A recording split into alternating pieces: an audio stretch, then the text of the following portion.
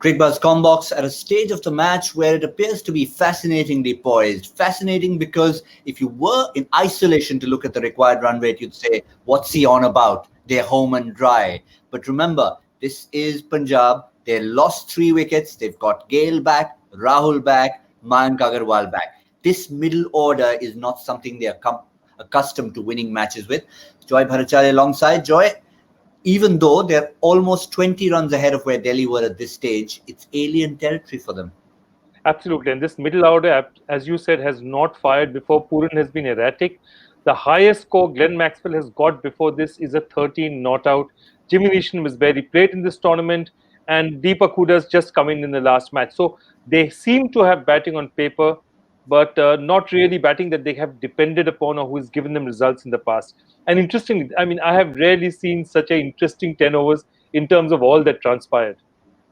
Yes, absolutely. We often hark back to that weekend that was action-packed, but this is just a 10-over phase where we've had KL Rahul, so much expectation, starts off with a brand new bowler, Daniel Sams. He bowls a no ball by brushing his hand against the stumps, then gets smashed for 100 meters, almost 100 meter six. And then comes that bizarre run out after Rahul was dismissed.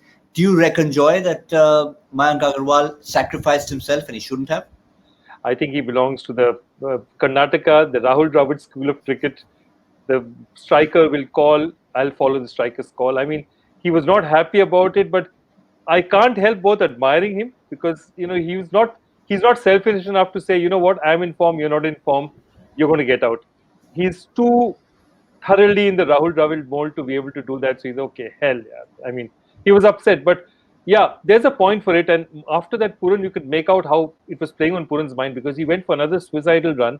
And if the throw hadn't been bad and Rishabh Pant had managed to do what he did, missing the stumps from about 1.5 feet, he would have been back in the pavilion and the game would have changed totally. So, yeah, I mean, so much has happened in this 10 overs. It's unbelievable.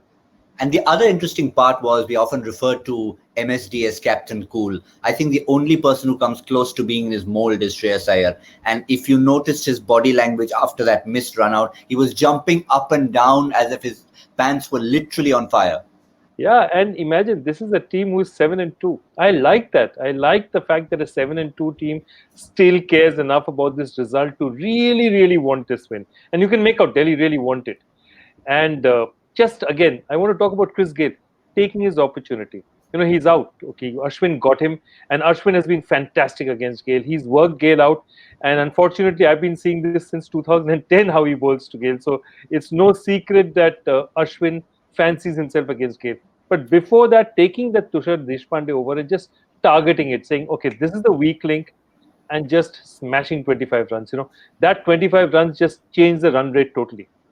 Yeah, and that is what just might make the difference in the end. What about the bowling effort from Delhi? Remember, they've got something in the tank, which is what makes it a fascinating battle. Punjab's brittle middle and lower order, and Delhi's bowling resources, which now has Rabada 2 more, Sam's 2 more. Akshar Patel has just bowled that 1 over, so he can come in this phase. So other than Tushar Deshpande, who got targeted, and I'm sure Shreyas Iyer will have confidence to go back to him. Yeah, and there's just 1 over. They've got to get rid of 1 over between Stoinis and Tushar Deshpande. They have 9 of their top 4 overs bowlers left. So they'll fancy themselves. But what's happened out here is what Kings 11 has managed to do is bring that run rate down to less than 7. And that's going to be the plus for them. They've brought that run rate down to a place where they don't need to take unnecessary risks. So Rabada will have to get wickets. It's not just good enough for Rabada to keep people quiet. He has to get breakthroughs. Ashwin has to get breakthroughs. And I think those are the 2 guys they'll be looking to and saying, guys, get us a couple of wickets. This game is ours. Well, just to wrap it up, I mean, we normally talk about changing gears and you finally get into that 6th gear. The question is now, with the platform that's been set, can both Maxwell and Pooran actually take it back to 3rd gear and know that they don't have to go berserk? No, they don't. They absolutely don't have to go berserk.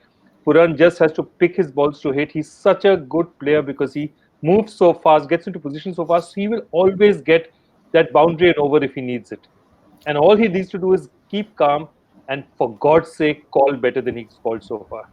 Yeah, sounds like a t-shirt slogan, but that's what Nicholas Pooran needs to do. Keep calm and play cricket. I don't think he's ever been told that. We'll find out at the end of the innings. We'll wrap everything up. It's on a knife edge right now. My 11th Circle presents Cricbuzz Live beckons.